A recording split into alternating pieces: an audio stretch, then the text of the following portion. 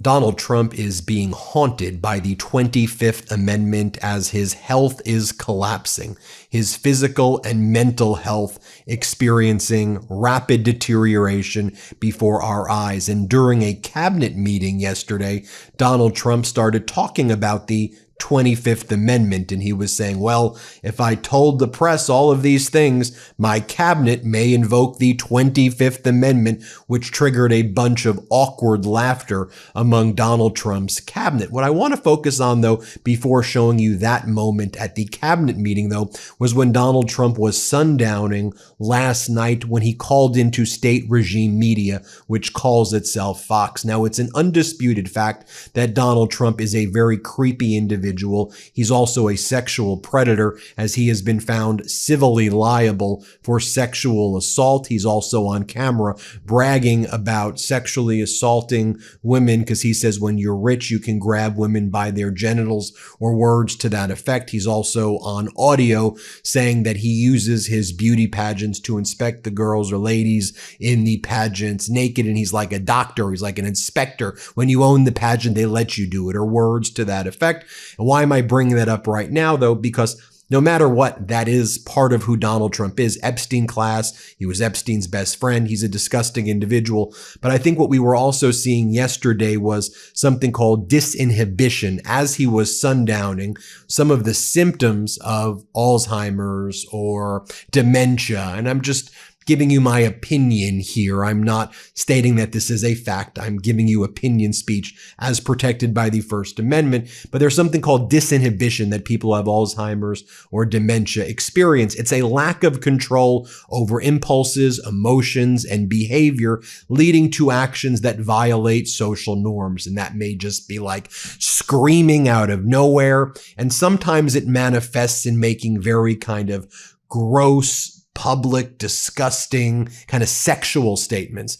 And so when Donald Trump was sundowning, in my opinion, last night, when he was giving this disastrous interview with state regime media, he announces it on his social media handle that he's going to be speaking with Fox. He kept on like hitting on and being very creepy around the host, Dana Perino. So the Fox host, Dana Perino, is basically asking questions, serious questions, though, about Iran. I think it's alarming that we've not seen or heard from any of the Iranian people. Why aren't they out there protesting like you said they were? I mean, she's asking him serious questions, to which Donald Trump's like, do you remember when we had lunch?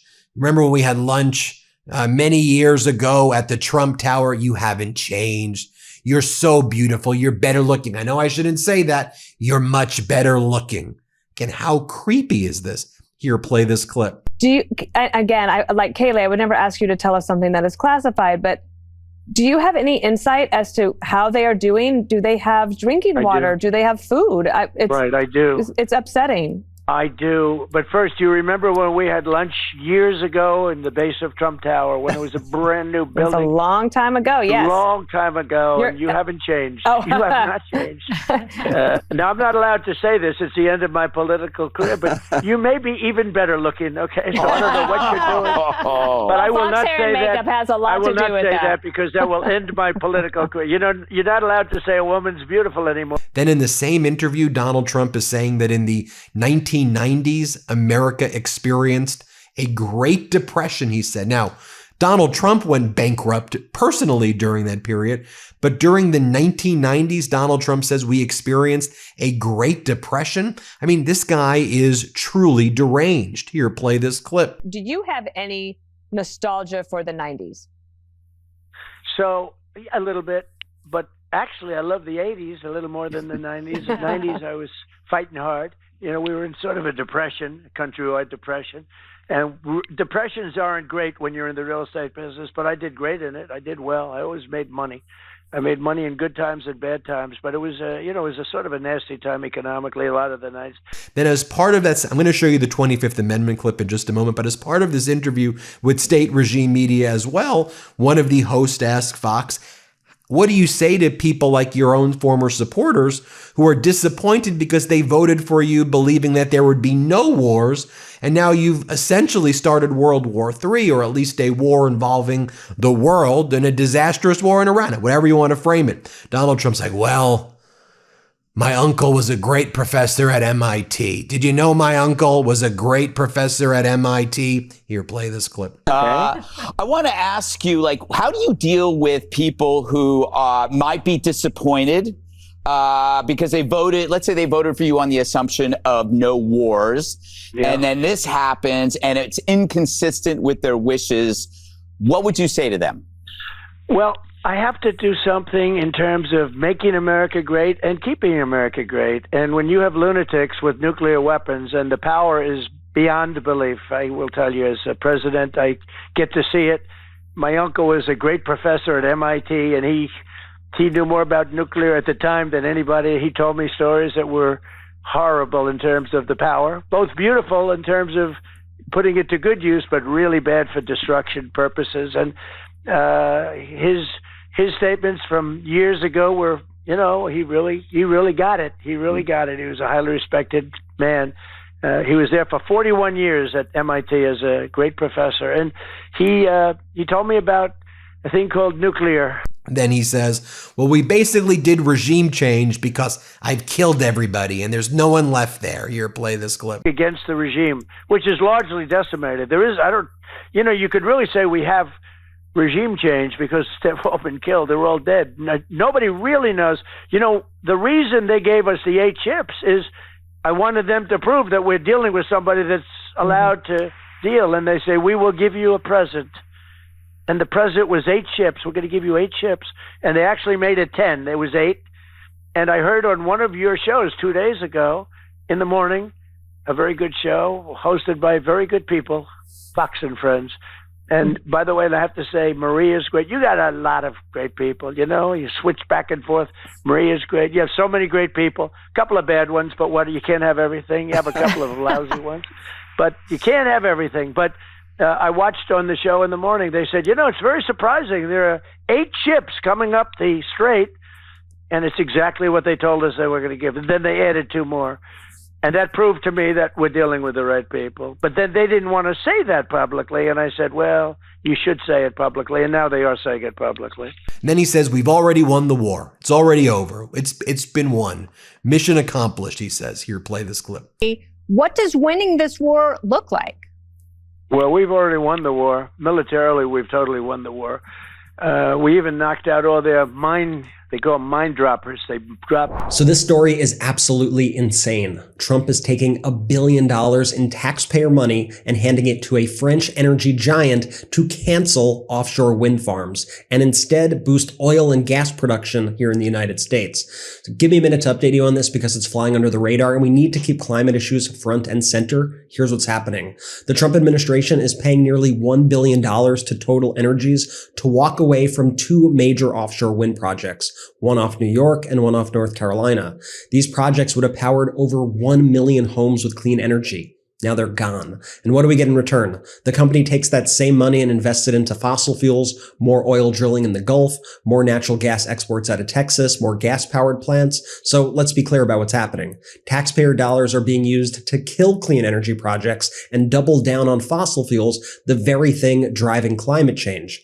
Even state leaders right now are calling this outrageous, saying that we're literally paying a company not to build renewable energy. And this, of course, comes at a time when global instability is already driving up oil prices, when experts say investing in renewables actually makes us more secure, not less. So yeah, this is a really, really big deal. I want to hear from you. Drop a comment right now. What do you think about using taxpayer money this way? Should we be investing in clean energy instead of shutting it down? Let's get this conversation going. It's so important that you stay loud. I look forward to reading your comments. Ben, back to you. All right, as I mentioned earlier in this video, let's talk about that cabinet meeting where he talks about the 25th Amendment. Here's where Donald Trump starts to say, well, if I told you that answer, if I answered your question, press, my cabinet here would want to invoke the 25th Amendment. Now listen to the awkward laughter right here, though, by his cabinet, as if they were to say, yeah, that needs to be done. However, his cabinet is made up of sycophants. These are sick individuals as well. These are individuals who are too cowardly and treasonous and traitorous, in my opinion, to invoke the 25th, but they absolutely should. And you can hear in their laughter that they also know that that's actually what should be done. Here, play this clip. But I wouldn't talk. It's like the question this young lady asked. Sorry about I embarrassed her. I don't want to embarrass you because I think I think she's a friendly reporter, so I'm sorry.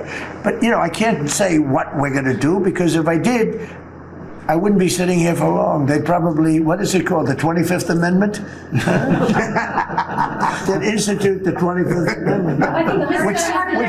And then Donald Trump keeps saying that Treasury Secretary Scott Bessent looks right out of Central Casting. He goes, you're right out of Central Casting. Look at his glasses, everybody. He's right out of Central Casting. What do you think this is, like a script? Like this is like some Hollywood movie? What do you mean right out of Central Casting? Here, play this clip. Ahead, as we approach the 250th anniversary, America will never be safer and more secure militarily and economically. Thank you.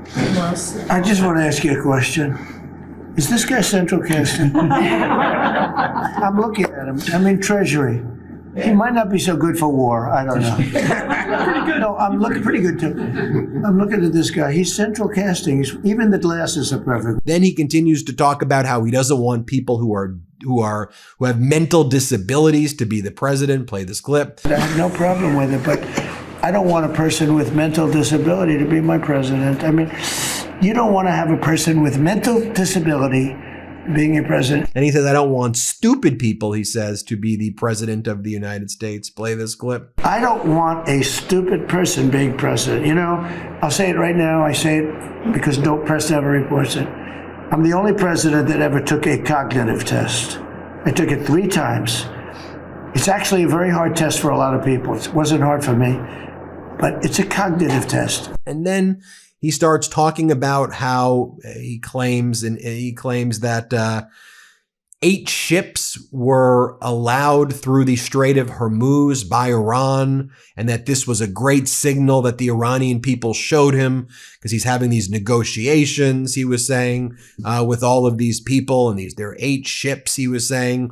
Iran said to me very nicely through my people, could we have more time? Because we're talking about tomorrow, right? Listen to what he says. There's no 8 ships, though, here. There was no 8 ships that passed through the Strait of Hormuz. I mean, he's, again, just deranged and making this all up. Play this clip. But they asked me if they would, Kayleigh, importantly, they said to me, very nicely, through my people, could we have more time? Because we're talking about tomorrow night, which is pretty quick.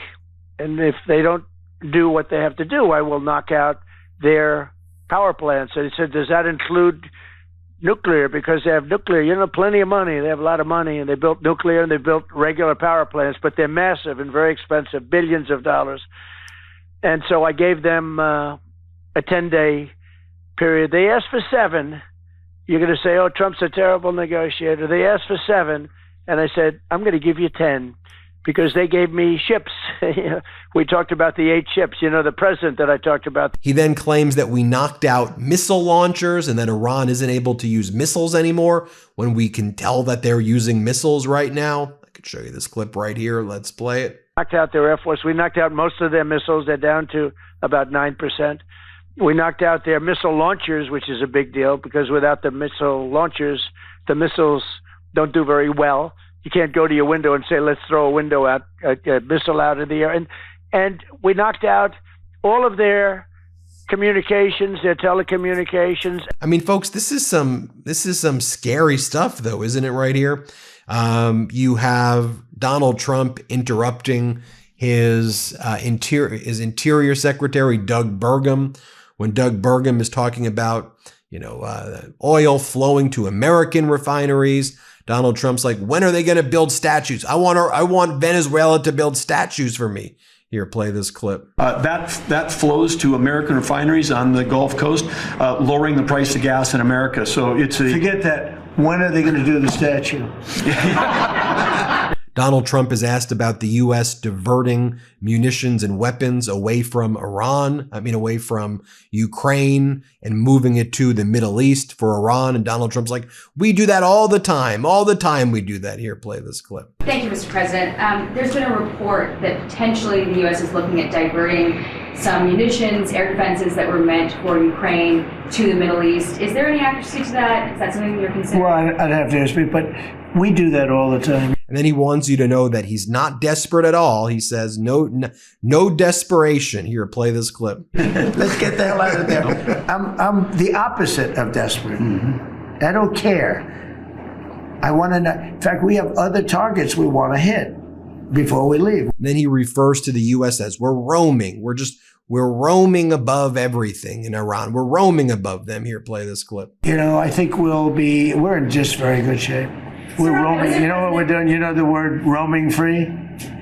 We're over their skies with the most beautiful planes you've ever seen. Roaming free, there's not a damn thing they can do about it. And then he rambles about gold. Again, while the country's at war, he's rambling about gold. Let's play this clip. You can't imitate gold. See, I'm a gold person. It's all real stuff. You can't imitate it. Someday they'll discover a paint that will look like gold, and the guy's going to be the richest man in the world. But you can't imitate real gold. It just doesn't. It's 24 karat. He calls an island Ireland. I'll show this to you. But they shot the now famous Ireland, the island that the UK. Then he talks about a pen and how great his pen is, and isn't this like the greatest pen? Let's play this clip. I would have done it for 25 million, and it would be better. It would be better. See this pen right here? This pen is an interesting example. It's the same thing. So this pen is very inexpensive, but it writes well. I like it. But I can't have the pen the way it was. You know what it is. I don't want to give too much publicity, but they do treat me well. Sharpie. So I came here. They have $1,000 pens. And you hand pens out. You're signing and you hand them out. You're handing them to all these people. Sometimes you have 30, 40 people. And they were $1,000 a piece. Beautiful pen, ballpoint. 1,000. It was gold, silver, gorgeous. But I'm handing out to kids that don't even know what they are. What is this, Mommy? This is kids. They're getting a pen for $1,000. They have no idea what it is. Then, of course, he goes on about the ballroom. Again, this is deranged stuff, though, right? Here, play this clip. This ballroom is going to be something that's so beautiful for the city, so desperately needed by presidents. I mean, now it's no secret the military wanted it more than anybody. It was supposed to be secret, but it became unsecret because... Part of these speeches that he gives, he starts to break out and dance. I'll show you just 1 second of this because I don't want to play it longer than that. But again, while America's at war, while people are suffering here, while our markets are crashing, while inflation is surging, this is what he's doing. He's doing this weird dancing. Play this clip. And folks, the stakes could not be higher right now, right? The economy is in turmoil right now. Markets are crashing, as I mentioned. Apparently, we're escalating and now sending 10,000 more troops to the Middle East, in addition to the 50,000 that are there. By all accounts, we are preparing a ground invasion any minute of Karg Island or some of the surrounding islands in the Strait of Hormuz. Iran is saying that they have targets locked to go in the UAE and Bahrain and other nearby nations in the event that the U.S. launches an invasion there. I can't even fathom what a mass casualty event is going to take place if the U.S. does launch this invasion of Iran. Iran says it has 1 million soldiers ready to go. We've been hearing from actually the chief of staff of the IDF, who's saying that Israel's basically running out of supplies and munitions, and that the IDF isn't going to be able to, go on much longer in the current form. So, I mean, you have collapses there. You have in the United States right now, you have very low morale amongst our military right now. You have Israel still, though, continuing to blow up all of southern Lebanon and Beirut and killing so many innocent people. It's unfathomable, the horrors being conducted there. And then you got Donald Trump just being deranged. I mean, you see him right there. You see what's going on. So we'll keep you posted every step of the way. I just thought it was important to share with you, what the hell is going on here. And you could tell me what you think about all of this, but hit subscribe, help us get to 7 million subscribers. And thanks for watching. Love this video? Support independent media and unlock exclusive content, ad-free videos, and custom emojis by becoming a paid member of our YouTube channel today. You can also gift memberships to others. Let's keep growing together.